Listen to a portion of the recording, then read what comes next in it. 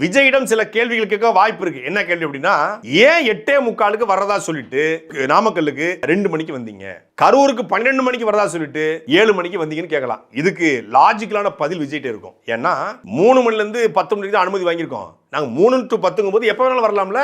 அதைத்தான் இந்த ஒரு வாரம் ஒட்டிக்கிட்டு இருந்தாங்க, ஒரு 3 மாசம் ஒட்டிக்கிட்டு இருந்தாங்க. ஆனா என்னன்னா 12 மணிக்கு வரதா சொன்னதாக பக்காமாஸ் கட்சி தலைவருடைய புசி இருக்காப்ல, அவருக்கு ரொம்ப பிடிச்ச புசி, அந்த புசி 26ஆம் தேதி, அதாவது 27 நடக்குது கூட்டம், 26ஆம் தேதி இவரு கரூர்ல பிரஸ் மீட் வச்சு தளபதி விஜய் அவர்கள் நாளைக்கு குட்டியான மாதிரி ஆடுவாப்ல, நாளைக்கு மத்தியானம் 12 மணிக்கு கரூருக்கு வருவாரு, எல்லாரும் வந்துருங்க அப்படின்ட்டு போயிட்டாப்ல.